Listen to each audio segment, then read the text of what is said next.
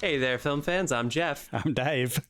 And I'm John, and welcome back to The Love of Cinema, a pod in which we'll challenge one another to discuss movies, both new and old, with a strictly positive critical eye. That's right. And to keep us positive, to make sure we're not getting into our lazy negativity, we have decided to make this episode a drinking game. So that means that anytime we say anything negative at all, anything negative, you're going to hear the sound. That sound means we have to take a drink, and we hope you drink along with us at home. So, pour yourselves a glass, but get ready to drink it through your N95, because I don't know if you noticed, but New York turned into the fifth level of hell this week. Cheers, guys. Jesus. Oh, yeah. Okay, just to bring you one quick thing. Like, everyone got so fucking dramatic in New York. Like, this is a town that when someone leaves a pressure cooker bomb on the sidewalk goes, oh, well, I better go to another bar, because my bar was down that street. Got so fucking dramatic about Red Sky. Like, people were running in at my work, like, oh my God, it's so smoky outside. Oh my God, it's so smoky. Not one person mentioned fucking Canada. It's like, you okay, Canada? Are you okay up there? The three people that listen to us in Canada, are you all right? I heard some people mentioning Canada, but also the blame Canada thing from the New York Post is fucking bullshit. Anyway, we've done plenty of wildfire damage to this planet. Anyway, that's neither here nor there. It is weird that you guys are getting it, though. I feel like it's usually you have the fucking thing. grin on your face, you piece of shit. You lived here for 10 years, and now you're grinning, man. You're like, Southern California is not on fire. Yeah, fuck you, New York. Honestly, we have somehow avoided not you're just going to get the hurricanes instead now. All right, enough of this. Enough of this banter. The people came here because they want to take in part 3 of our summer movie blockbuster Face-Off. Summer blockbuster movie. It doesn't fucking matter, guys. Yeah. Summer blockbuster Face-Off. Titles in the show notes. We take the highest grossing summer blockbuster from every year. Summer blockbuster. Matt.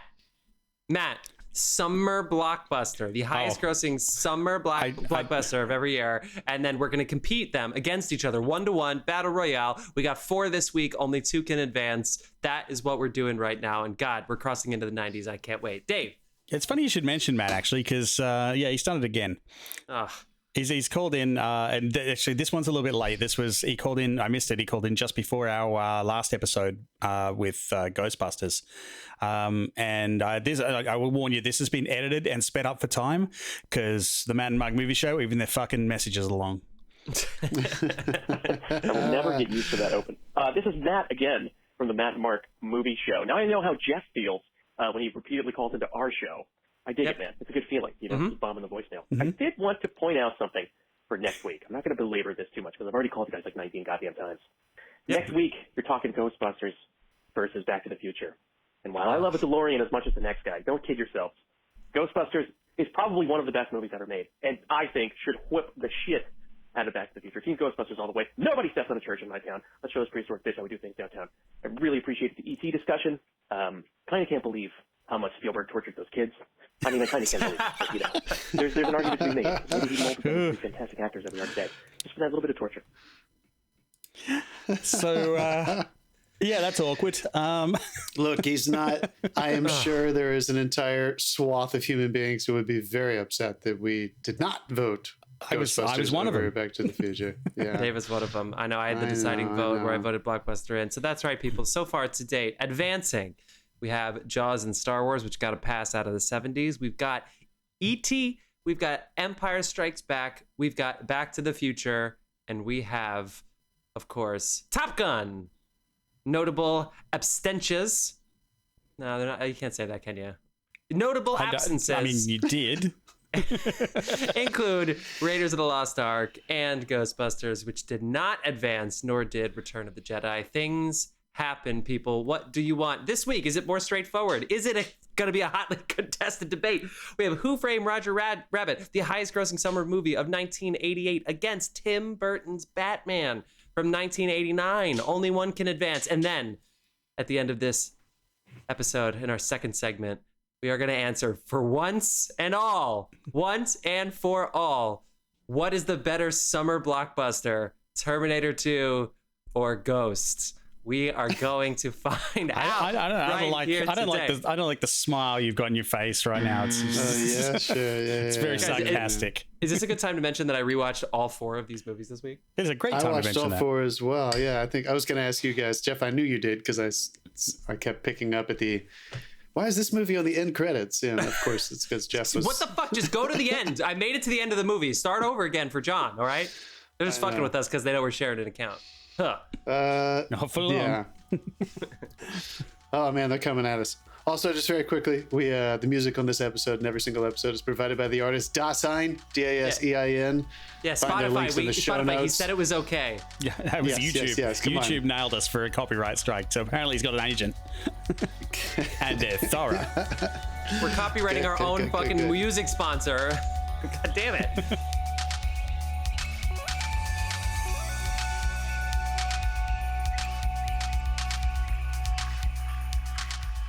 Let's fucking get into it. Can I list off a few other famous or high-grossing movies of 1988, just so we can get a little context? 1988. Sure. Let's Jeff, go. you want to introduce the year differently, and then I'll talk about some other movies, or No, you go. I don't know. Go ahead. All right, so this is kind of a weird year. I mean, first of all, like we're talking about Who Framed Roger Rabbit as, again, very comfortably in the lead with a over $20 million ticket sales advance over Coming to America, which was number 2. Just want to point that out though for a second. I think that that's really interesting. Yeah. For summer, that's the entire year, folks. But for the summer blockbusters, the 2 far and away biggest ones are not big, crazy action movies. Yeah. And that's usually what you're looking at, adventure or action. So this is kind of a standout year for me. Number 3, which was not a summer movie, is Good Morning Vietnam. And I thought that was really great. It was released in December. That's a really good movie. Now, that was released in 1987 for the Oscars in December, but it played into the year and it still held on to it. Number 4 was Big, also a summer blockbuster movie. So Who Framed Roger Rabbit, Coming to America, and Big were the top 3. And I just think it's really great because that is what a strange year for them to like hang on very comfortably to that lead. When you have movies like Die Hard, is this even correct? I was trying to look this up. The release date that I have on the numbers is July 15th. Yeah. Why did they not release that as a Christmas movie? So I have in my Because apparently it's not a Christmas movie. Bruce Willis has said this. I have it in my notes. July 15th, the Christmas movie Die Hard comes out, which is after March when the Halloween movie Beetlejuice came out. Well, Die Hard is definitely one of my fucking favorite Christmas movies. So fuck that. Oh yeah. A Fish Called Wanda. Hello, love that. Yeah. Willow came out May 20th. That's still number 13. I think that's one of my favorite ones. Scrooge, Just Bill got Murray, cancelled on Disney Plus. Rambo 3, Rain Man coming in at 19th. Rain Man would go on to make more money in the next year. It ended up making $400 million worldwide, but a lot of those receipts were in 1989. Rambo 3, by the way, circling back to that, was the most expensive film ever made. Also a summer movie, and it was not on our list, so go ahead and do the math. Rambo 3 ran its course. Did you realize you almost said Rambo Man? Rambo Man! Yes. I like to drive. That's a very different movie. This is actually a really good year. John, were there any other standouts? I got a bunch here that I could breeze through. List them off if there's any that you want to. Well, a couple other notable things. E.T. was released on VHS and sold, VCR, and sold $75 million worth of VCR copies, which is a fuck ton of tapes back in the day. Rain Man was the big winner at the Oscars. Acting awards, Kevin Kline for Fish Called Wanda. Jodie Foster wins for The Accused, Dustin Hoffman, and then, of course, Gina Davis for The Accidental Tourist. Other noticeable films, The Unbearable Lightness of Being. Daniel Day-Lewis had the famous Unbearable Lightness. Is that this year? Yeah, no. This was where he was an actual leading man. Pretty big in Europe, not so big here. Spike Lee's School Days, John Waters' Hairspray. Crocodile Dundee 2 did not do particularly well this year. Sorry, Crocodile Dundee 1 was a much bigger hit. Bull Durham, Cocktail, The Blob, Last Temptation of Christ, Young Guns, Mystic Pizza, Child's Play, Twins, Mississippi Burning, I think, Talk Radio, Beaches, and Ernest Saves Christmas. Also, one more I'll throw out there that, again, just think it's funny. It's not much higher on the list. This is way down the list at number 80.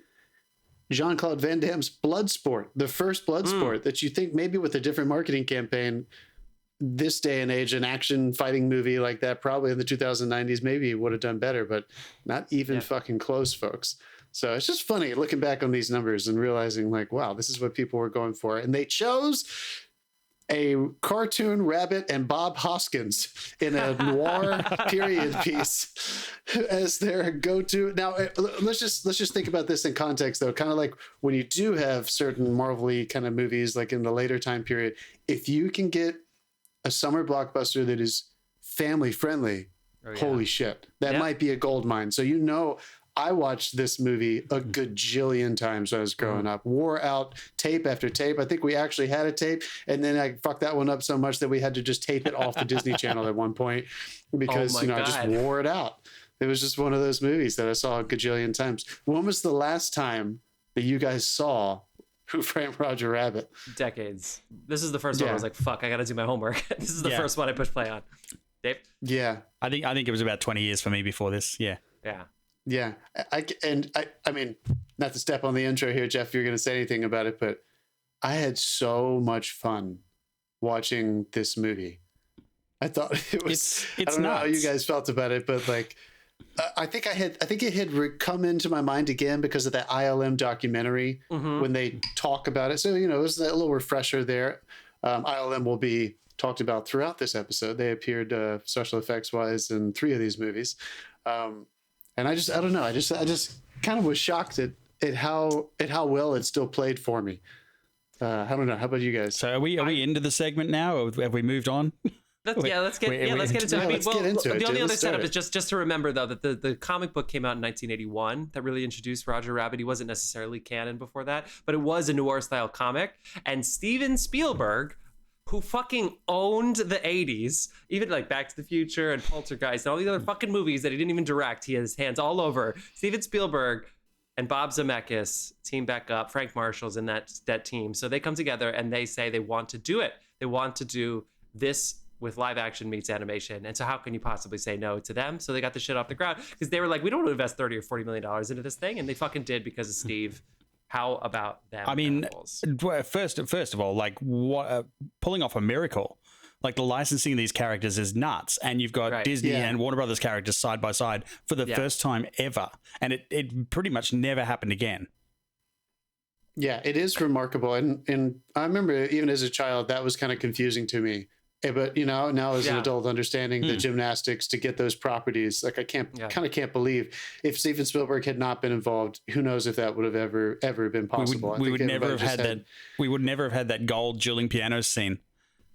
I was waiting. Oh my God, I was waiting for there to be some kind of conspiratorial undertones about getting the, you know what I mean? Because the whole idea of like human against tunes in this story, which is so compelling, right? And then of course the climax of the movie, not to get too far ahead of myself, is like all the tunes, everybody, you guys win in this situation. Every single one of you, everybody wins who's a tune, and everybody who loves this. So I was waiting because this, 88, 89, the end of the Reagan administration, I was waiting for there to be some like AIDS crisis undertone or like, some other kind of social class movement going on, but nothing ever rose to the surface. So they've kept pretty mum on it unless you found anything. Well, I mean, do you think that is maybe a thing? Like, do movies have to have something like that embedded in them now to sell, or to get like producers to come on board? Well, definitely not to sell because they're not saying anything. Yeah, this may have just been a movie.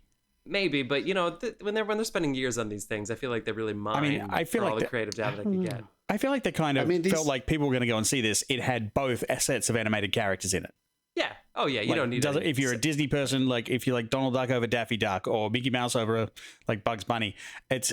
Like, I haven't seen shit like this pulled since the Space Jam 2, which was like, wasn't as much of a licensing issue because HBO owned all those characters and pretty much just premiered their show for an hour and a half. I do think that there's a, I mean, these guys are definitely, they want their escapism. I think that's the kind of movies they tend to make. But Jeff, now I kind of do want you to write your cinema studies dissertation on the exploitation themes of tunes in this movie. I think that might be the only thing that you really obviously are supposed to think about, that there are these characters, there's this entire race, species, whatever you want to call them, Yeah. of toons that live in a reality with human beings, and their sole purpose is to entertain us. And they are drugged, right? They're They're segregated. They're drugged. Isn't there like some kind? I thought they were giving them like performance enhancing drugs to keep them energized and stuff, and like they give them sleeping. I don't think I saw that at all. I just thought, and I thought more about the segregation. I thought that was interesting as well. So there might be somebody could definitely make a leap into onto the fun, onto the fun. Yeah, that stuff. I don't know. I feel like that could be menstrually kind of stuff. Like there is definitely an argument there for that stuff. But it's kids friendly. You have a booby trap. You have people caught red-handed playing patty cake, and you have Christopher Lloyd in a character named Doom. That's so on the nose. You just know he's going to be in the worst Mandalorian episode someday. Judge Doom. Not getting away with that. Judge Doom. All right, let me that twist really fucked me up as a kid though. That was the one I was like, oh, like how did I not see that coming? Yeah. Remember Eddie when I killed your brother? And he's just screeching.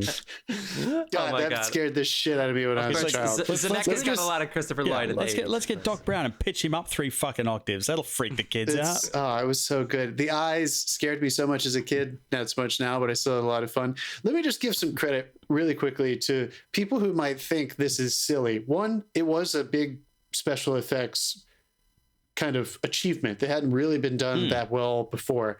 And you have Bob Hoskins, who's acting in this, who claims that for years after performing this movie, he still saw these fucking tunes. He got to a place where he was so serious about it that he was actually looking at them on set, he claims, and that they didn't leave him alone for a long time after he finished this movie. I feel like he was going nuts.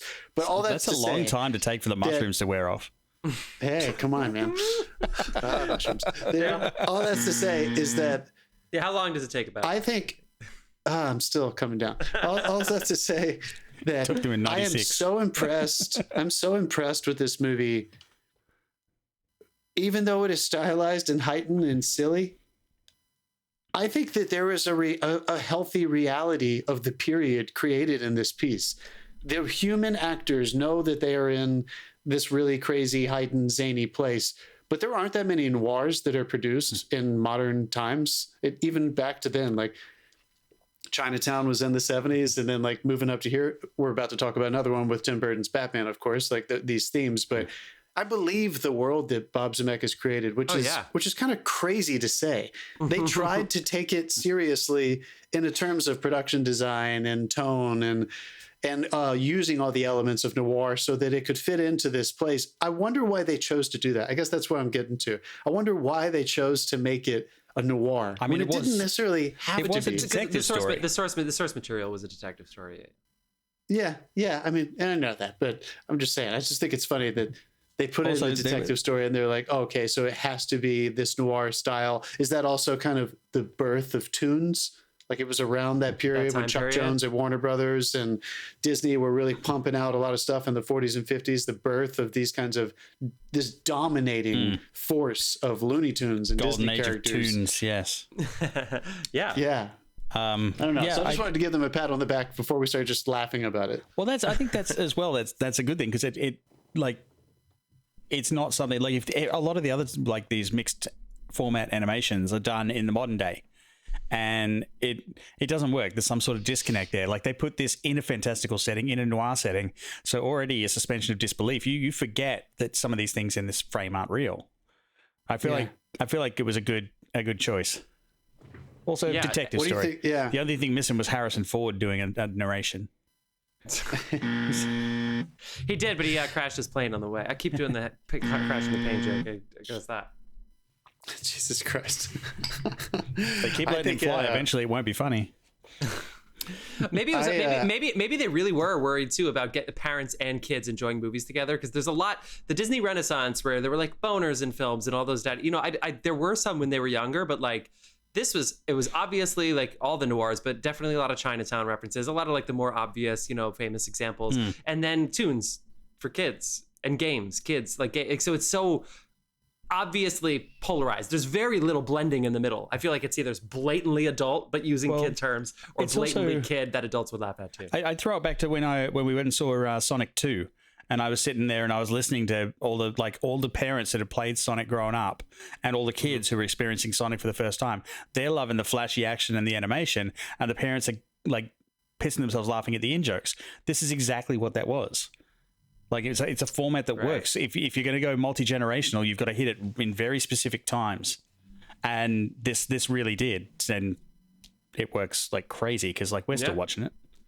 It was really fun. This rewatch, just to highlight what we were saying before. I mean, they're not pulling that off Disney Plus to save money, are they? No. I mean, this is really fun. This is a really, really fun, very specific. And the fact that it was a huge hit, that it was up for Oscars and stuff is just so like, I love that it's still technically an original IP. I know there was a movie, but as far as like, I mean, I know there was a book, but as far as movies were concerned, it wasn't an obvious hit, you know? So just the fact that these people came together, made a good movie. I just had such a good time rewatching it. Yeah, me too. The filmmaking too. I just feel obviously the special effects probably take the cake for people, but some of those very trademark Bob Zemeckis move around space and point your camera at stuff to tell you about things. When you go in to Eddie Valiant's, that's his name, right? That's Hoskins' character's name. Mm-hmm. Yeah. When you go into his studio, office, apartment, and he does his classic just move around. It's at nighttime. You see him drinking. You see the stuff about his brother. You see his history growing up in the circus, coming back to him, hitting the bottle hard and then kind of blacking out, and the sun is up. Like he's, just there are these classic ways that he still found a way to use his language. Back to the Future starts the same way, which is wonderful. Yeah, that's what I'm saying. Like I feel like he always finds ways to like use these. It's a moving camera. There is something very specific. I do quite about like Bob Zemeckis and Spielberg. Yeah, they just love, and I think that's why they've seemed to be just brothers in arms. But one reason why I don't think I realized it, when you're a child, of course, you just want to be entertained. But there is something very specifically blockbustery about that kind of wandering camera. And Bob Zemeckis has so much fun with that. The set pieces in the bar, when Doom comes to the bar, and we're going in and out of the two rooms, of course, with Roger in the other room going nuts with shave and a haircut. But just the way the camera moves through the space, there were just so many opportunities for that I don't know. I just felt like there was in this children's piece, there was a maturity to the way he was trying to bring some kind of. And then on the other end of that, special. You've got animators who are fitting that character into that frame.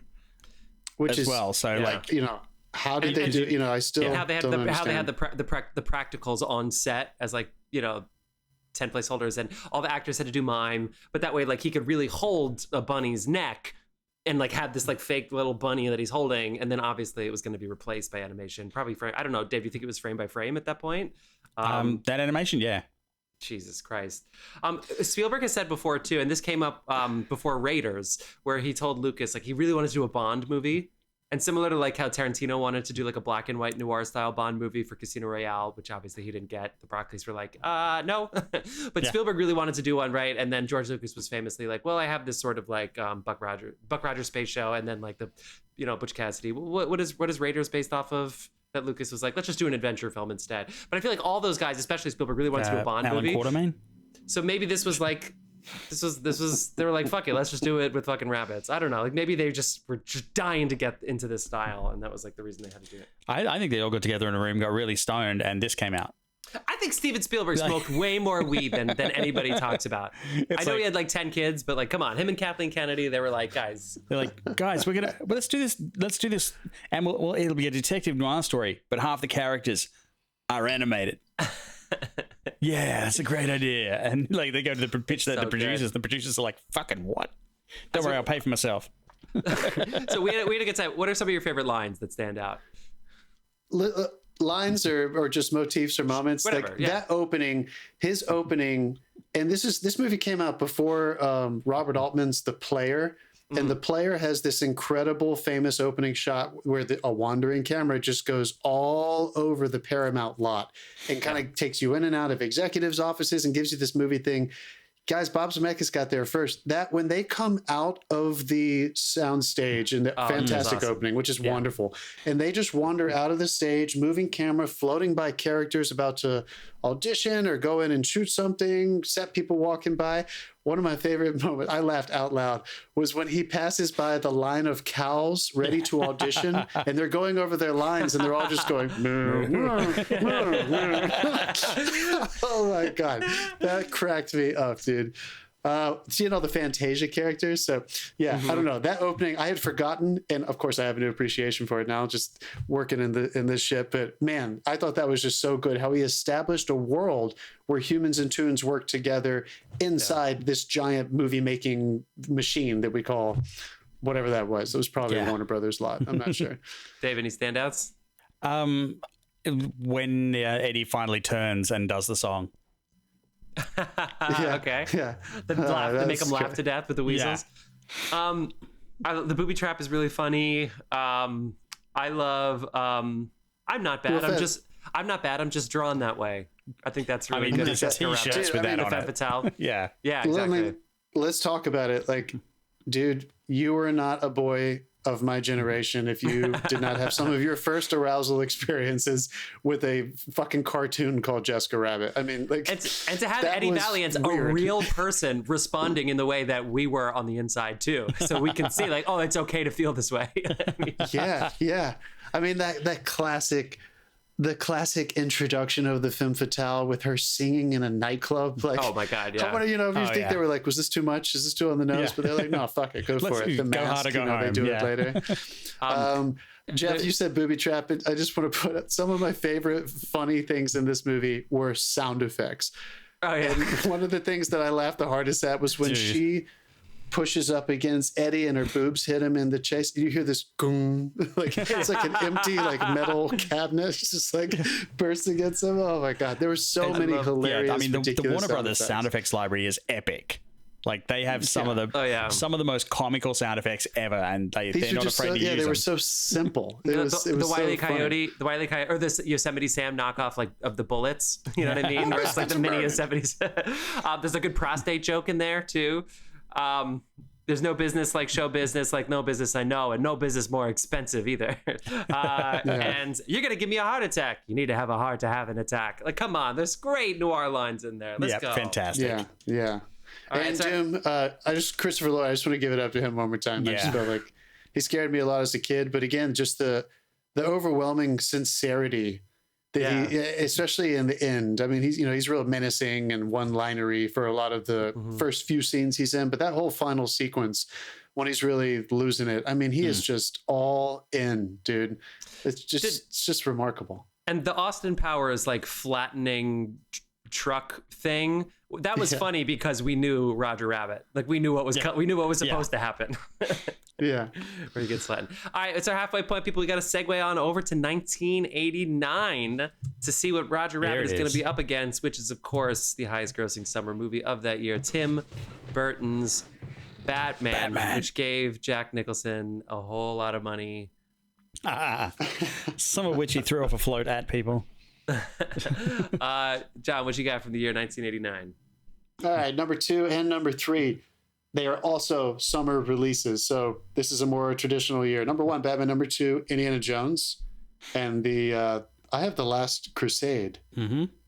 It's not Temple of Doom, right? It's The Last Crusade. That's what we were talking about in our texting. Yeah. Yes, my fault. Anyway.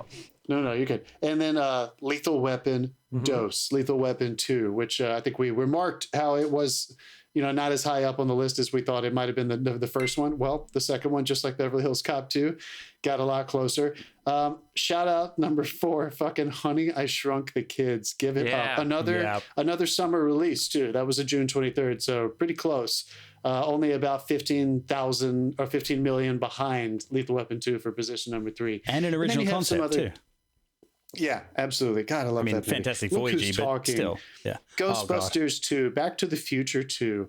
Some dramas, eventually like Dead Poet Society.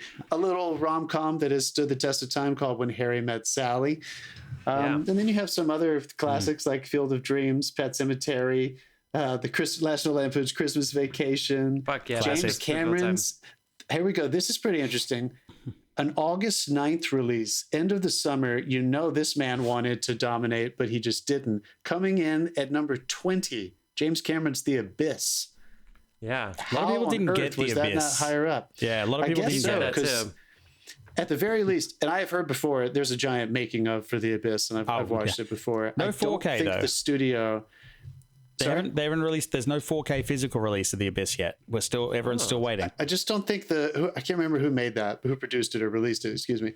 But I don't think they were as behind it with the marketing, and he had nothing but arguments with the studio while they were making it. So I guess it's not super surprising. The Little Mermaid coming in at 23, the very beginning. Yeah, so this is the birth, and I am sure I wish I could see the VCR, VHS, post box office release sales, because every fucking child in America had Before it went to the vault. shit. Yeah, that was a very big vault that they were keeping that shit in. So yeah, I mean, if there's some other ones you want to point out, other things that went on that year, Kim Basinger bought a town in Georgia. And then lost it when she filed for bankruptcy. Wow. License to Kill came out and had so many legal issues. It would be the last James Bond movie for 6 years until GoldenEye in 1995. Sony bought Columbia and TriStar. So the beginning of the corporate consolidation of the hit movie started. Sony Pictures would be formed next year in 1990. Cinema Paradiso tied at the Cannes Jury Prize and would go on to, I think, win Best Foreign Language Film at the Oscars. Michael Moore, his first documentary feature film for $58,000, which he won in a wrongful firing settlement. He talked about the GM power plant. So you know who Michael Moore is thanks to this year. And the prestige movies, you got Do the Right Thing. People, come on. Driving Miss Daisy won Best Film. Oliver Stone won his... Burning. Oliver Stone won his second Best Director Oscar for Born on the 4th of July. DDL and Brenda Fricker both won for My Left Foot. Jessica Tandy and Denzel were the other two acting Oscars. Alan Menken won his first 2 of his 8 Oscars, the most of any living person. And Kenneth Branagh's Henry V came out this year when he was still in his goddamn 20s, and he was nominated for Best Director in his 20s. Bill and Ted, The Burbs, Lean on Me, Field of Dreams, Pet Sematary, Major League, Say Anything, yada, yada, yada, Roadhouse. Shatler's directorial, Star Trek The Five. We don't talk about that. That's right. Casualties of War we mentioned last week. Sex, Lies, and Videotape. Look who's talking. I wanted to call out Sex, Lies, and Videotape because this is Soderbergh's debut, and he won the Palme d'Or. He was like 23 or something like ridiculous. Yeah. Some people cite this year because I think Linklater also had Slacker. I think it may have come out this year or the next year. It was either this year. With the independent films, sometimes like if festival this year, release next year. Yeah. So there's like this second wave of John Cassavetes and Scorsese were kind of part of the first wave in the late 60s into the 70s. A lot of people cite this as like the beginning of the second wave of independent film that eventually exploded into all those rebels on the back lot, Tarantino, Paul Thomas Anderson, David Fincher, Sofia Coppola, Spike Jonze, who really exploded in the 90s. So here we go, leading into the 90s, 1989, Sex, Lies, and Videotape wins the fucking Palme d'Or at Cannes. He shot this motherfucker on like super low budget. So I just wanted to shout that out too, that we're starting to get into a different era of film, the next golden age of Hollywood. All right, let's do it. Let's go. Batman. Tim Burton, Danny Elfman's fucking score, Michael Keaton. I'm not quite sure how to say this. Kim Basinger. Jesus. Oh my God. And I don't know why the joke wasn't funny the first time we saw it. The thing I tend to forget the most about this movie is those fucking Prince songs really stick out like a sore thumb. Oh my God. When the Joker is in the museum and all of a sudden that like fucking weird ass synth beat drops and he's doing that dance, it's like, oh my God, we are not in the same world anymore. We are so far gone. What an interesting choice with the very sincere Burton, crazy, whimsical noir production design that he creates, and then does Prince fit into that, dude? The museum one less, because I guess that one really is such an iconic scene, and you remember it so well. The gas New mask, King in Town, but there were a couple other where he was clearly like, I guess they were legally required to use a certain amount of songs because sometimes they were like underscoring certain moments. And I was like, why? Just turn it all the way down. I think they got him to do the whole album. Like there was a whole Batman album. He does all the songs. Yeah. I mean, I remember there was an opening title card where Prince. I mean, they were doing that all the songs. Like, from the 80s onwards. I mean, Flash Gordon with Queen. Like it was a thing to do. Yeah. Yeah. Guys, I adored and adore this movie. I mean, this was I had all the underwear when I was a kid. I mean, this, let's give people a little bit of context here. Jeff, was this the movies that made us? Because I remember at some point I don't think so. just going deeper into Warner. Apparently, no one had ever done this unique marketing. Lucas is very famous for getting a lot of merch after the fact. He held on to that. It was one of the writers in his first Star Wars contract, and he was like, twisting his mustache. Look what I'm going to do later down the road when we start making sequels and stuff. And he ended up making most of his money, from merchandise going into number 2 and number 3 for Star Wars. That said, this was one of the very first times that they had IP like Batman, so everybody was very excited and anticipating it, and they did an enormous merch push before the movie came out. Yeah. So there was a huge anticipation for this film. Also, and I'll say that cited as it was going to be the first very sincere superhero movie. Yeah, they hadn't really done this in a long time. Is still happening. They still do this. Marvel these days keeps running afoul of it because the toys come out and they've got character names on them, and the name they've been trying to keep secret gets leaked. So, merch is now the way you find out what's happening in Marvel movies. People were excited. The actual emblem, like this movie's Batman symbol, was fucking everywhere. The shirts exploded again, So of course, Batman was popular with the TV show, but just try to think about that when everybody's putting on their time capsule hat. This movie had never been made before. We're totally in a different world now, where we're so oversaturated with these superhero movies. But no one had ever seen a major studio try to make a movie with this much clout and this much money behind it. How would you compare it to Superman? I think like 3 or 4 Supermans already by this point.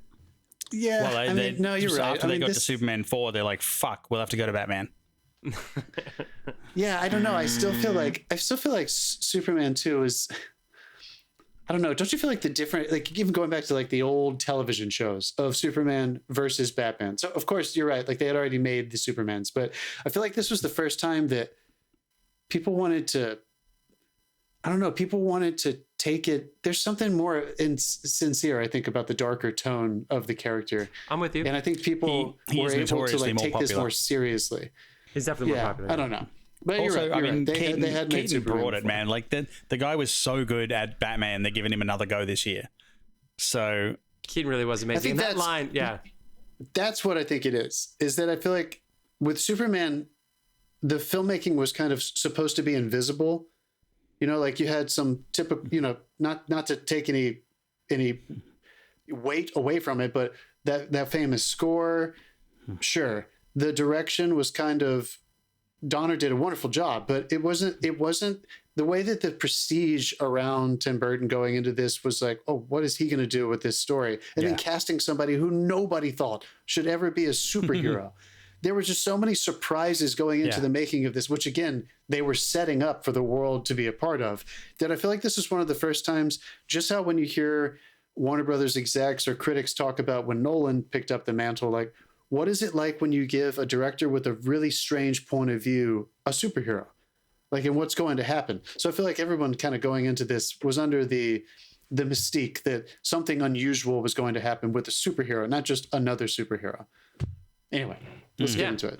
I love it. I love this one too. It didn't have as much action as I thought. It was a lot of world building. It was a lot of creepy, prestige, and there was always the a lot of investigating. This was dead set middle between big action set pieces and the detective story that Batman is, and I feel that's why it sits on the sweet spot. Yeah. And just that one moment of Michael Keaton going, "You want to get nuts? Come on, let's get nuts." It was just like a nut because as Batman he was, but as Bruce Wayne, I don't know if you've seen the new Flash trailer, but that line's back too. Taron Killam did a really good job of it before he was let go from SNL. Yeah, I think he's having fun with it. The cast is incredible. I mean, Michael Gough is Alfred, Lee Wallace is the mayor, Jack Palance is Grissom, Billy D. Williams is Harvey Dent. I thought was probably a pretty bold choice at the time, and he was just such a fucking fire. Is this when Jack and Nicholson and Palance started their friendly rivalry? Because there were incidents like at the Oscars, he bailed him up at one point, and like Jack Palance is doing one-handed push-ups on stage. They had a rivalry going for years. They had the thing when he won for City Slickers. Billy Crystal hosted, and he had done obviously City Slickers with Palance, and he talks about it a lot. Of like there were all these kids, and Jack Palance was just like this butt of this joke, is like this kind of old guy who's still got it, and so he's like all of those kids were fathered by Jack Palance, and so it did become like a little thing with the three of them. But I'm not sure if that was yet, or if maybe this was the beginning of it. But that Oscars I think was the next year. But yeah. Yeah, it was it was very fun to watch growing up as a kid. Well, while we're here talking about this, I say kid, I was like 18 by that point. So Warren Scarron wrote this script, and he also would go on to write the Beetlejuice script. He had either been some kind of script doctor or some kind of story contributions to Top Gun, Beverly Hills Cop 2, which we talked about because it was a huge success, Fire with Fire. So he had this 10-year run where his hands are on huge scripts, and then he died of cancer in 1990 at the age of 44. So who knows what other huge movies. And he was working well with Burton to do this and Beetlejuice. It's funny because Carrie Fisher did that as well. She was a script doctor, uncredited on so many things. Really? I didn't know that. Yeah. Yeah. What else we talked about this movie? I mean, this movie's so iconic. I like the next one too. I feel like the next one with Danny DeVito I saw more times because it was on rewatch. It was on the reruns and stuff. Yeah. Yeah, Returns is fantastic. Yeah. I mean, I think we get to that at some point. I want to lean in just a little bit more to what you said about, the less action. Like I have very little doubt in my mind that maybe a person who's 20 years younger than me, who grows up with Marvel and just how quick paced, things are nowadays, might find this movie kind of boring because it is so much, there's so much dialogue and mise en scène of them just doing stuff that isn't high paced, urgent I think action they call sequences. That substance. Yeah. And honestly, it's just, for me more than anything else, and I think I've said this before, I think one of the director's biggest responsibilities, other than just making somebody feel something, is creating tone. And I remember being a kid, and when I wanted to watch this, for the 100,000th time, it was chasing the feeling of Gotham City, of his Gotham City. Yeah, it didn't even really matter like what point in the movie it was. And I think even as a kid, I knew that it had less action per se. But I really just wanted to be in those dark rooms and those shadows. I wanted to hear people talking the way that they talked. Again, this is noir and period, and everybody in the movie knew exactly where they were, which is, that weird Burton universe. So it never really could we make an argument that like that kind of the substance, like you're saying, Dave, of what we used to think of as mostly a director's job is now being replaced by action. Very specifically, like fight action. It's being replaced by a formulaic beat. Yes.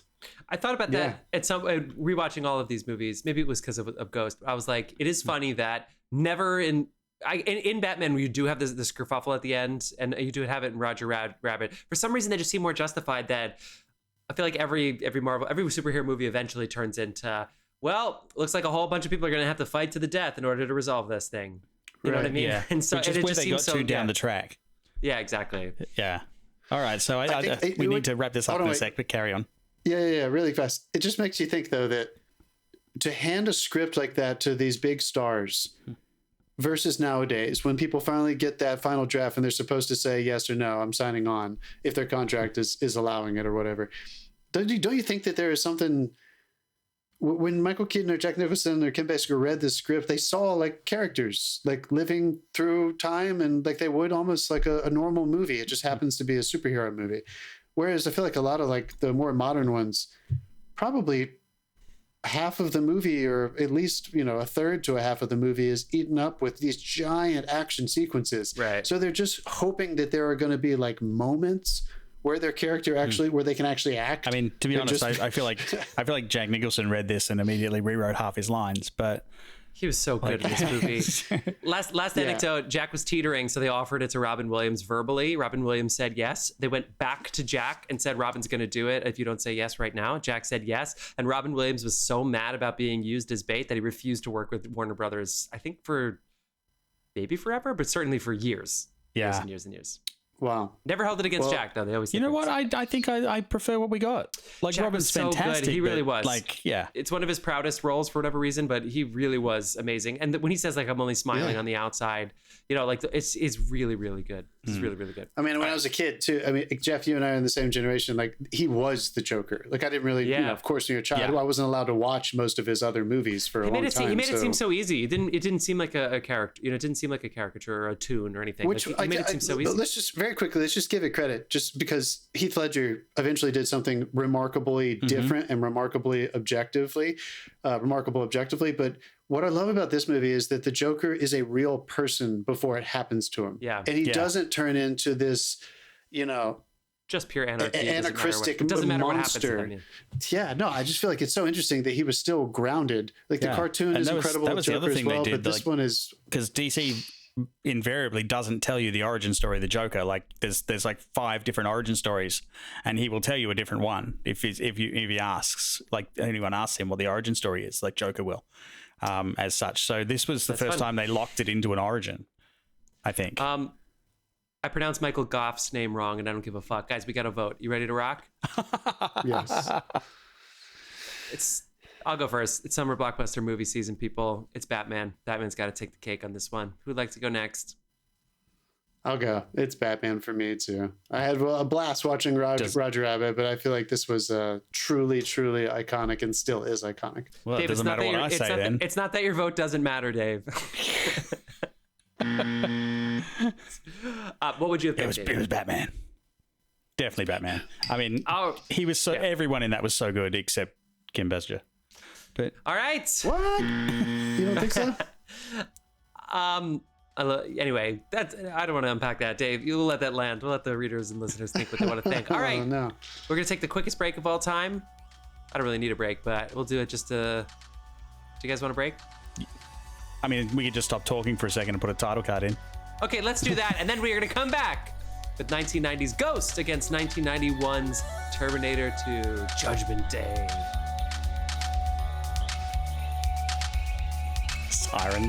Sirens just came. Ooh, the Batman. That's the Batmobile. Guys, that Batmobile looked the Bat symbol looked fucking fake.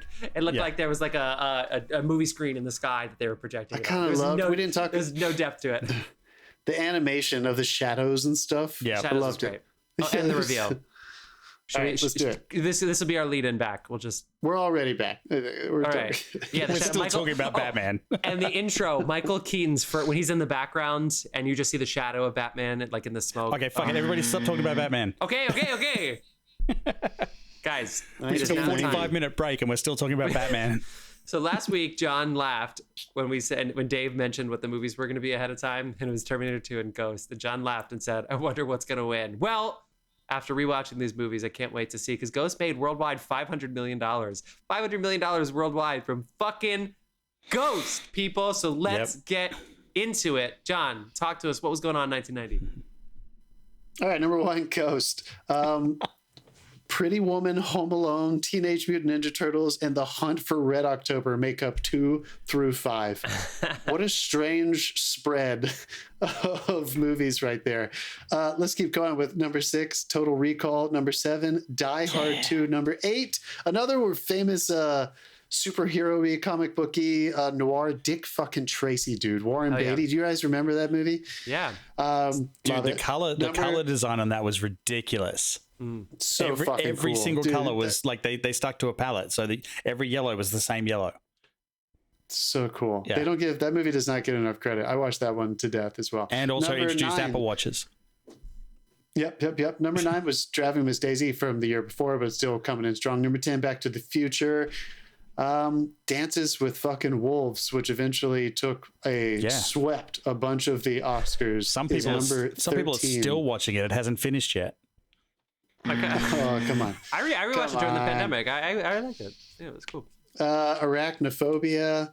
Fucking Kindergarten Cop. Give it up, dude. I've seen Arachnophobia once in my lifetime, and that's all I'll fucking see. Yeah, they're doing a remake apparently. Edward Scissorhands, which I got to be honest, this is something I always forget.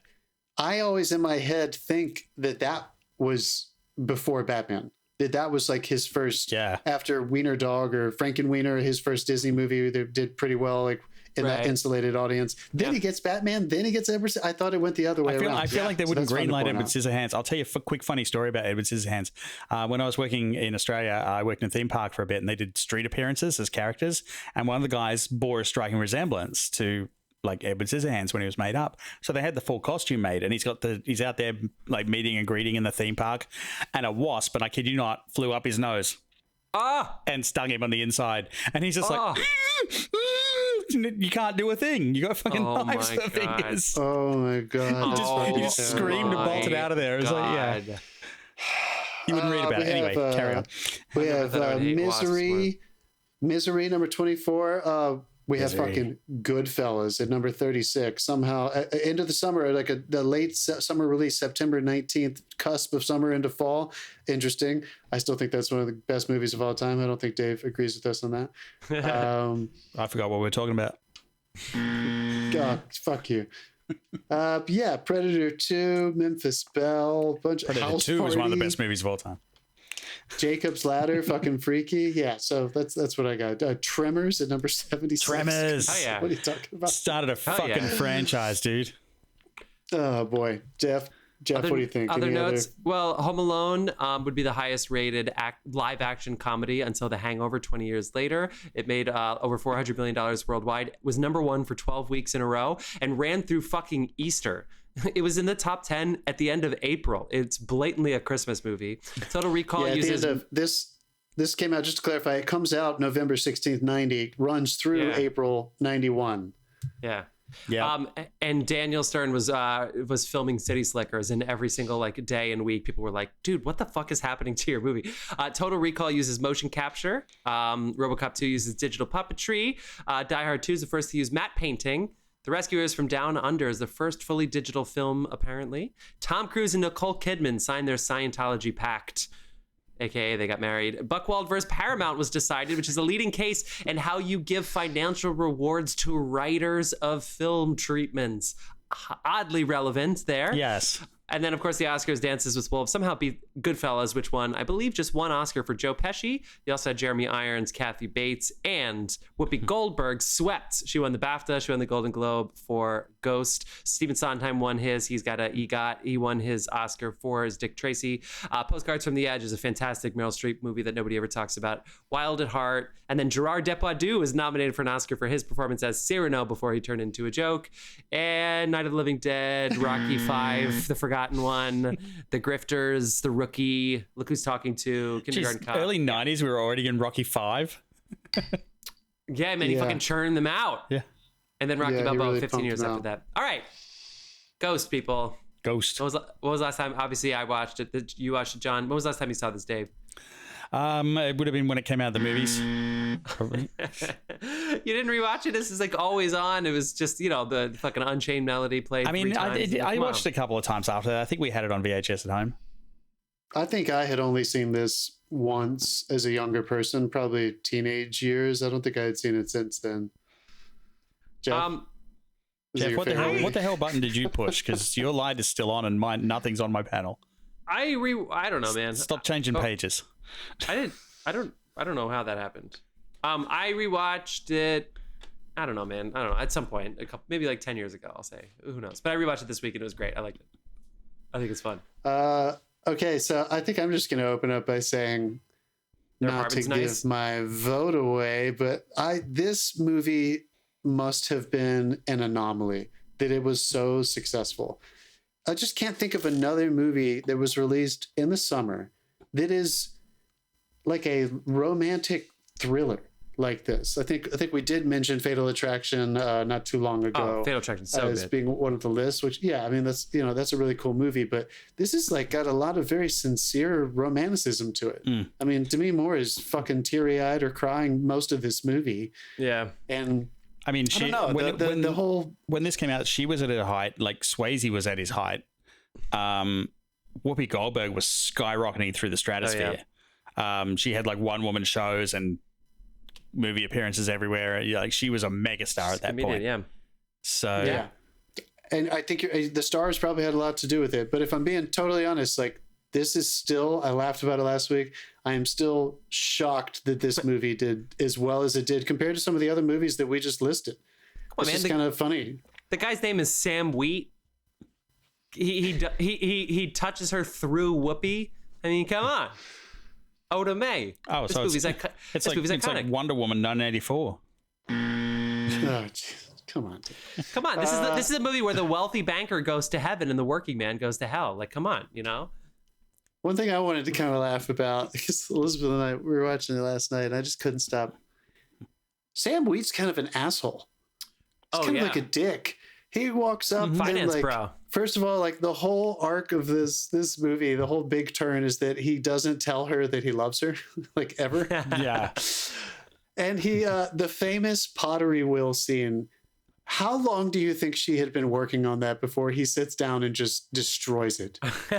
Just because he wants to have some sex. He wakes up from a nap and he's like, "What are you doing? Whoops." No, she'd already wrecked it for you. She'd already finished the pot they were going to keep. This was the sex pot.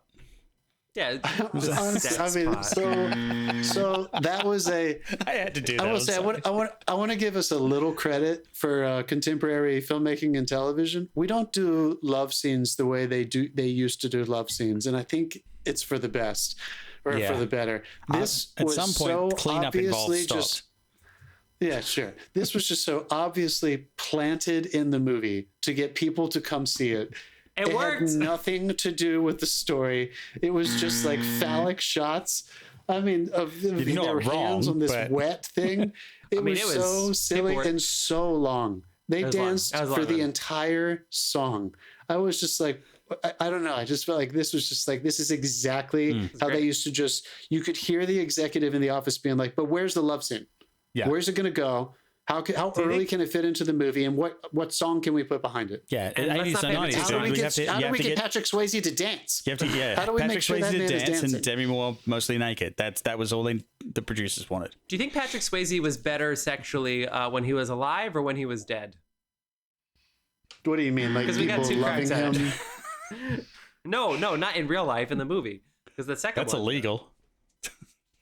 Well, I mean, anyone who's not just imagining Whoopi and Demi touching each other is I mean, so great, really weird. Hand goes across the screen. It's another part of the anomaly. She closed her eyes. Demi Moore closed her eyes. Yep, shut the fuck up, dude. Can you imagine being in that movie theater and everybody like, if you're not surrounded by people laughing and like making like what the fuck noises? Like, did people actually take that seriously? Whoopi Goldberg grew a full foot in that transformation too. That was so silly. Come on, suspend your disbelief, man. We're kids in a sandbox. Continuing with whenever Swayze had to move, like jump or do any, like go through places, like his like abstract, his positions, his dancey. His shirt just dropped straight off. Stop laughing. Yeah, it was like that first kick with the piano or whatever it was they were loading in. Like, that was it for me. It was like. He like jumped up, swung himself outside a fucking 5th story window. I'm like, it's almost like Final Destination at this point. It's like, what's going to get him? It just shows you though the star power thing. Like movie stars like matter to sell property, but this is like kind of exactly what executives think of when they're like, we can only cast Patrick Swayze in this movie if we find ways for him to dance and to move. Mm-hmm. And to do things that like nobody wants to see him pretending that he's not Patrick Swayze. Yeah. I don't know. I just thought that was silly. How about that New York City street that they, Prince Street that they stroll down where he gets fucking killed? Does Prince Street still look like that, you guys? Is it, because that was, why were they walking on that street alone? Was that really Prince Street, by the way? I thought, because she was supposed to live on Prince Street. That was where they're. No elevated subways by Prince Street, but anyway. Definitely no between Mercer and they said it at one point. They said where the apartment was. Prince Street between Mercer and somewhere else. I mean, that is a very nice neighborhood. Yeah. Times have changed. I don't know. The apartment was huge. The apartment looked like they were moving into the top floor of a museum. She had a statue. It was one of the first things they brought into it. I love how she kicked. Tony Goldwyn made a move on her a day after fiance died. I mean, come on, her basically fiance, so sort of the fiance. the president of these scandalous United States. I love that. The engineer from The Matrix, isn't that what they call him? The train man is Vincent Schiavelli. So obviously, like, it's the same actor, right? The guy who's on the train here in Ghost is the same guy who plays the train man in The Matrix, or am I just totally contriving those two dudes? The Matrix. I don't think so. He's also the guy who Vincent Schiavelli's in like Tomorrow Never Dies and Fast Times at Ridgemont High. And he's also in isn't he at the beginning of Amadeus? Isn't he the one who like knocks on the door at the beginning? Yeah. Dude, it's not the same guy. John holds that position. We'll oh my God, is he he's frozen like crazy, right? But go to YouTube and skip through this part. Oh my God, this is like John, I just lost you. Yeah, you were celebrating for so long there. Anyway, Stephen Root is in here as the one who rightfully so doesn't believe Demi Moore, even though I bet you the audience was like, just believe her, she's right. Yeah, why are you holding up this process? Yeah, Emmy Award nominee Stephen Root in there. This won a couple Oscars too. I mean, look, this movie's an iconic movie. Tony Goldwyn. It is. It was a fantastic date movie. Yeah. Like when I riled up, dude, in like the early 90s when I went on dates and didn't get laid, it wasn't because of this movie. What was it because? Me. It was all me. Yeah, a lot of no movie necessary. He's not the train man. How the fuck did I think that? For my entire fucking life, I thought that they were the same human being. This show also educational. Well, Jesus Christ. anything else you guys have to say about Ghosts? I thought that the bang sequence is thrilling, guys. The bang sequence is thrilling. I want to point out that one thing, I guess it was a style choice, but the effects in this movie are done by the same company that did Roger Rabbit and what we're about to talk about, Terminator 2 Judgment Day. And I feel like they were made 30 years before those movies. Well, see, that's the thing when you're shopping around effects. It's like it might have been made by the same studio, but how much money did you pay them? Because it could be like you have 2 weeks to do every effect in this movie versus you have 3 months. Man, because like some of the, I guess, it also could have been a choice. Who directed this?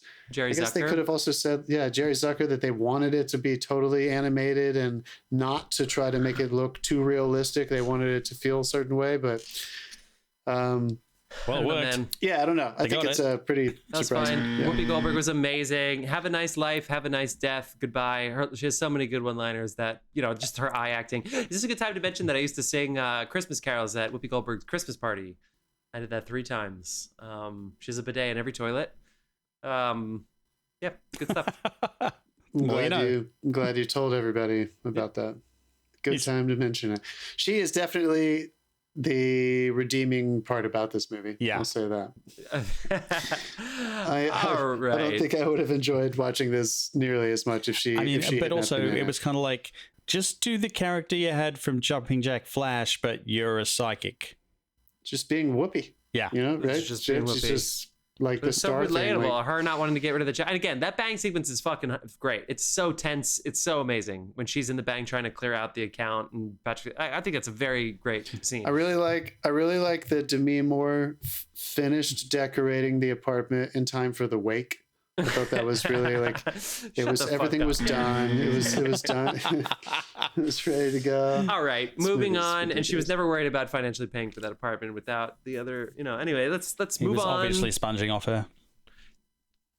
He might. Who knows what their finances? That apartment was so nice. I can't imagine how much it would cost right now. She pays all his bills and he still fucks up her pottery. All right, well, we can't vote yet, so we have to move on to the other film. Are you sure?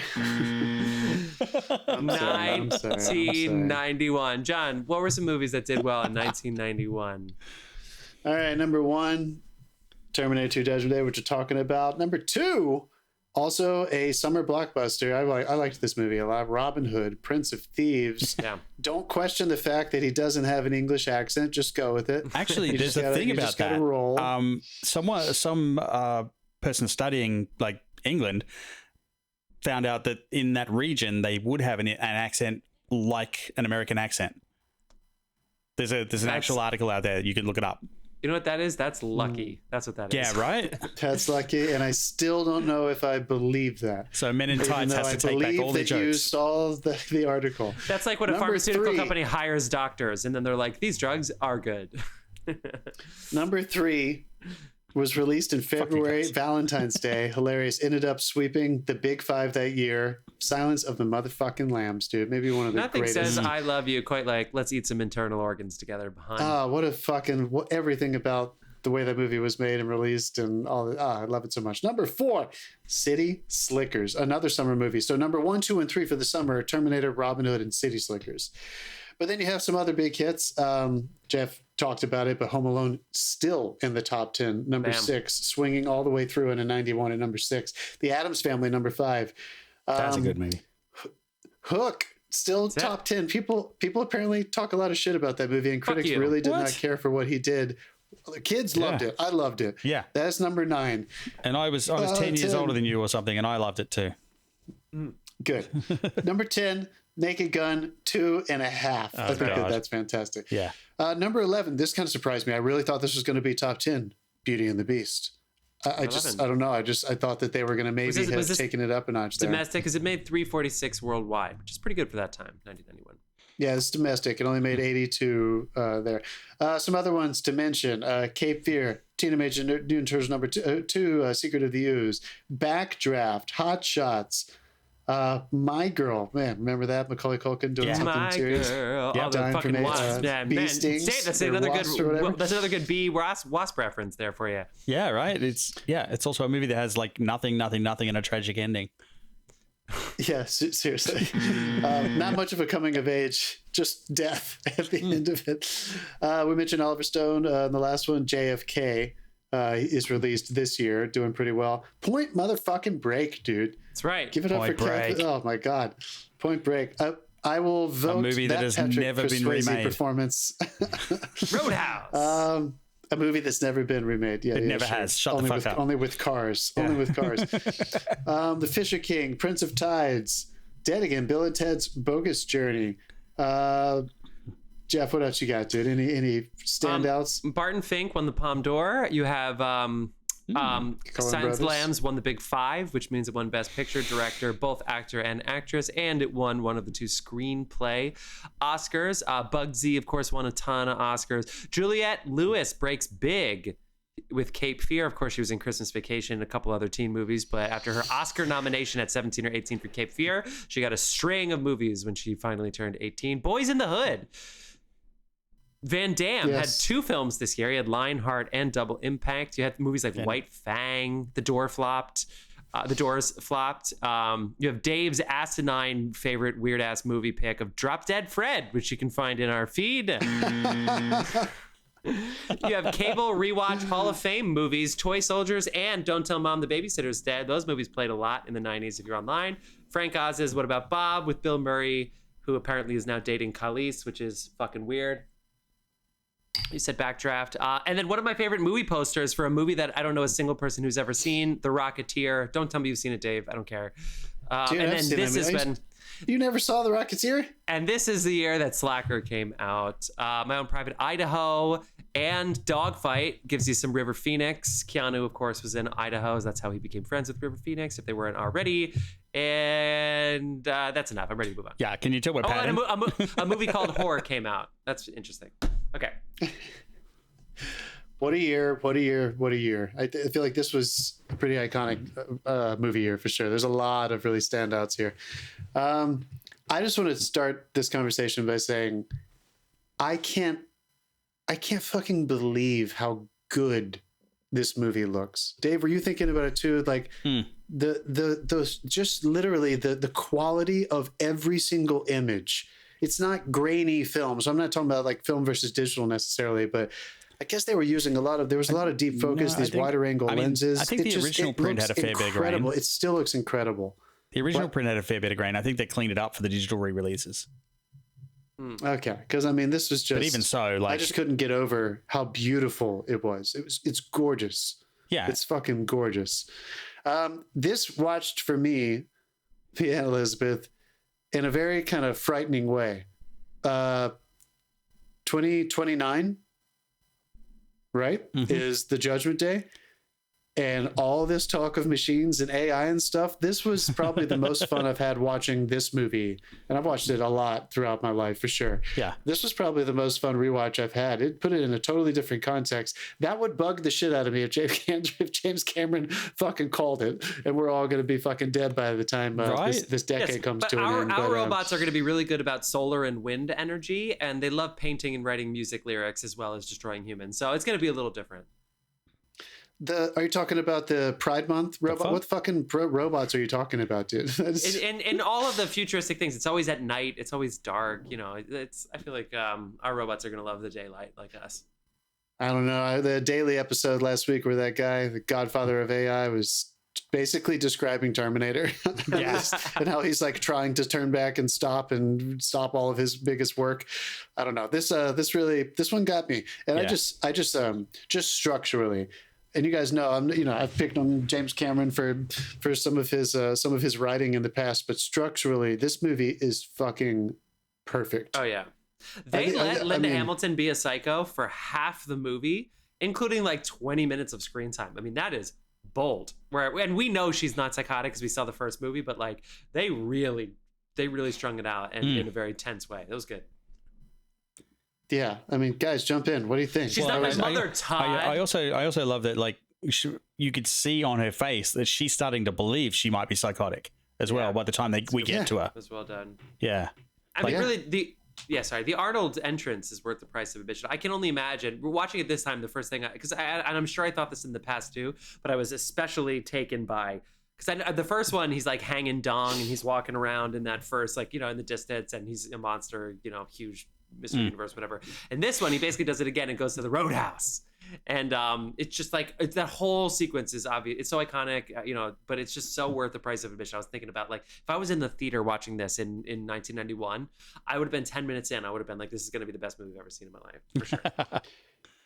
This is something I want to talk about very specifically because in lining up with the aesthetic and just, look, James Cameron has a reputation for his style of working with other human beings, but he has a vision and he gets it on screen. And what they were able to do with special effects in this movie, it's easy to point to the new model of the Terminator, the cop, and all of the, of course, the amazing things that they do with when he's liquid metal. But the reason this movie looks so good for me is that is used in such a controlled way, and all of the other stunt work and all of the other pyrotechnics are done live action in camera or with miniatures. Can you imagine that chase sequence through the culverts in LA? Yeah. What if if they had made that this day and age, they would not have even considered doing that for real. No. And that is why this movie looks better than, as much as I did watch Fast X. I think I mentioned that to you guys, and I still had a fun time. I think it's better than the last one, but there are chase scenes and a lot of part of Fast X where everybody in the theater knows that they're not actually destroying rum. They know it. And so there's no movie magic there. But watching them in this chase sequence, watching that fucking incredible sequence at the end where the cops come to the building and the cars really explode, that fireball really fucking went off in that fucking building. I'm so jealous of people who got to see this in the theater when it came out, because this is some of the most epic real action filmmaking still to date. I just can't believe he got it on camera. I have seen some, just quickly, I've seen some behind the scenes on Fast X, and that ball was smashing some shit. For real. Well, I hope it was smashing some shit. Yeah. Not all of it, obviously. There's some stuff you just can't roll around in. But everything in this is especially like fucking curated. And I think the thing I love about Cameron, as much as I like rag on him a lot, because I'm insanely jealous, so I'm not him, is every time he has an outing, he brings something new to the party. Avatar, we'd never seen 3D used like that. He invented his own cameras he worked with technicians to do that. Avatar 2, they redesigned fucking water and face modeling for an entire new generation of CG. Terminator, they introduced the liquid modeling and stuff like that. That was a very, very early fluid simulation using that. And And again, even then, though, when they do the scene where it comes up off the floor and it's the security guard and the second one is there, they're twins. Like, yeah. They didn't even like digitally duplicate this guy because obviously they couldn't do it yet. So they mixed that and practical. He's just got a head for what's going to look good, what's going to work, and once he gets to the point where this is how I want it to work, it stops. It's not like, but you could do this other. No, he's a very disciplined filmmaker, and I like that. Totally, man. That world, same thing I was talking about with Tim Burton too. Like, so much of these directors' jobs are, you know, he wrote this as well, you know, so like there's a lot of things that we can give him credit for, but that world building and the tone, his choices of when he goes in and out of slow motion to you know, heighten certain story moments where, you know, the kid and Linda Hamilton, each time they reveal Arnold is the Terminator, just the slowdown. Yeah. There are just so many things that he's just so remarkably successful at. And I don't think we can give this enough credit either. This is the sequel, folks. Yeah. This is one of the only movies in history where everybody knows the sequel is the one, not the first one. The first one's good, but wow, he really raised the bar. Yeah. Right? Yeah. As soon as you said that about slow motion, I got the image of Linda Hamilton's skid falling in the hospital. Yes, of course. That is one of the most magical fucking the whole hospital sequence frame rate changes ever. So beautiful. This is one of those ones that goes into the like an exclusive club of the sequel is definitely better.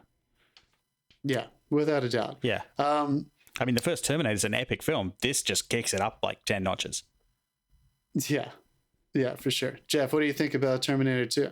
I mean, blown away. Another thing I was thinking about too is it's just so LA centric. We've seen that reservoir so many times. We've seen so many LA like kind of suburbs but close to the city. So many city sequences. And how does this elevate above all of the other ones? You know, it's just two people on motorcycles in a fucking reservoir. I was like, we've all played video games that do that. We've all done movies. So why is this one the one? Why is this the standard? Why is this the bar? There's something about the camera. There's something about Robert Patrick's performance, even with the liquid metal. I don't know if he was. Nobody's ever lucky taken a truck down there. No, yeah. Robert Patrick. I mean, what an iconic role, you know. Hopefully he has reprised it in Wayne's World 2 as well, briefly. I mean, if you have an iconic role, you gotta. You're like this 100 years. This is what I'm going to be known for. Like, at least I'll be remembered. So the next thing he did was X-Files, I think.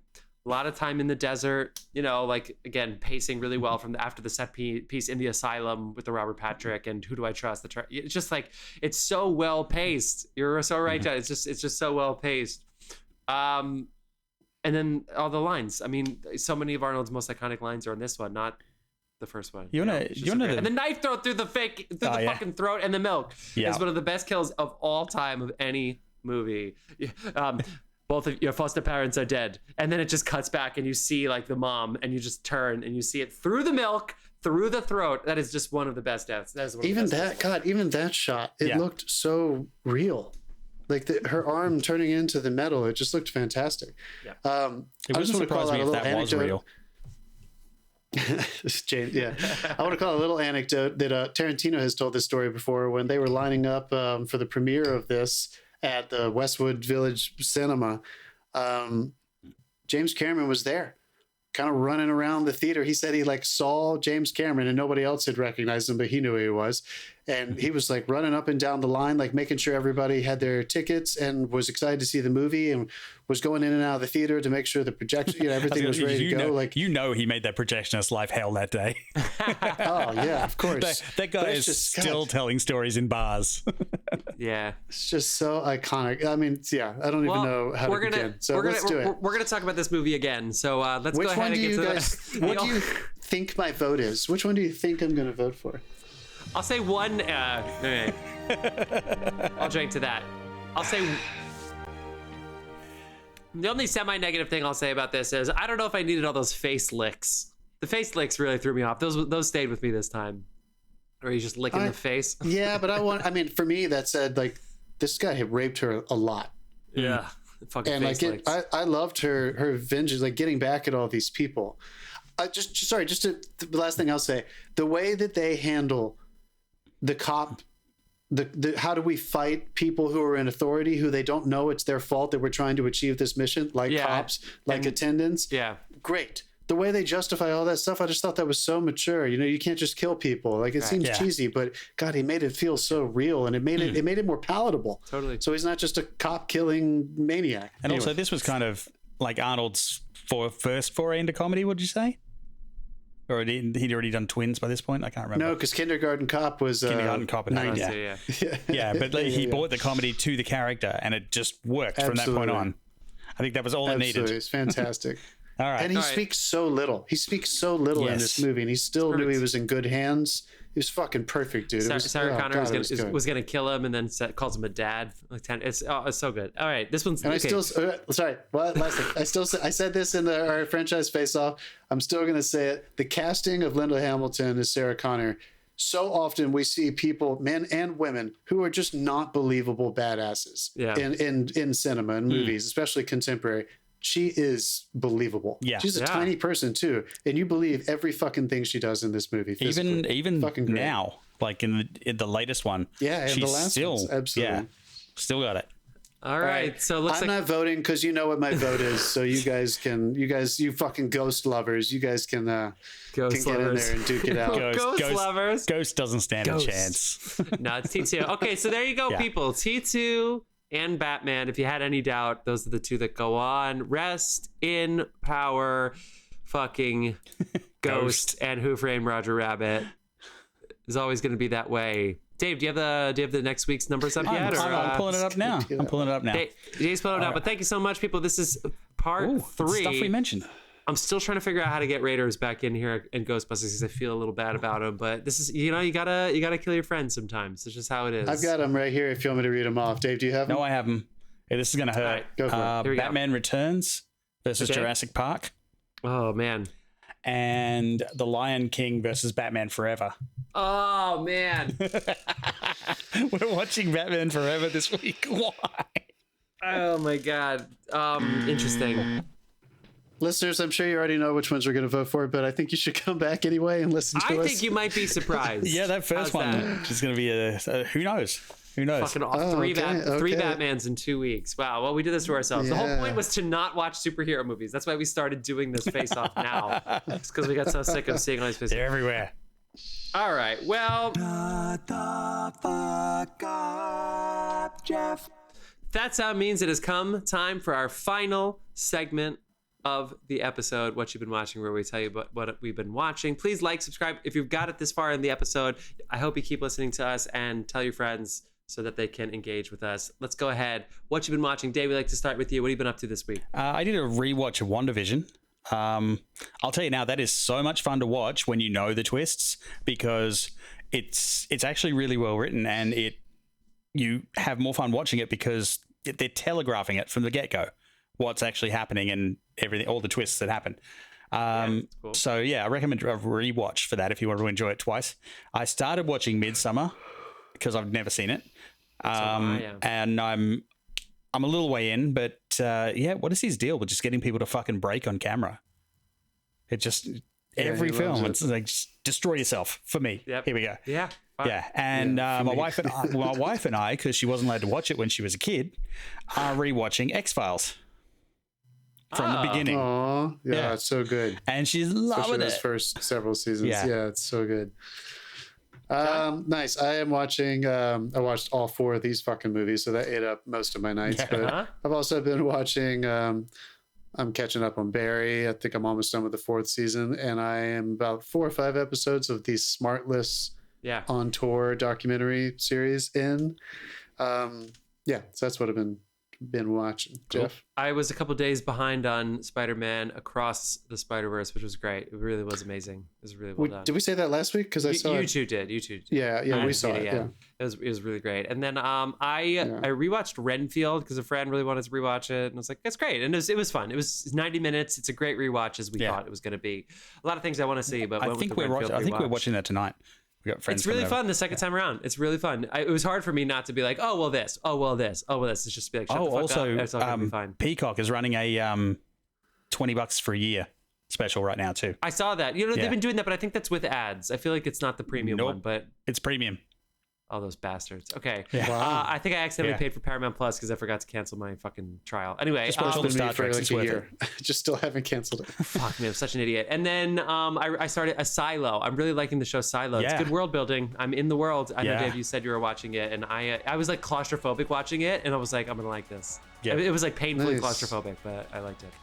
All right. Next week, you know what we're watching: 2 Batmans, Lion King, and Jurassic Park. fucking Jurassic. Oh my god, Jurassic Park. So such an damn it.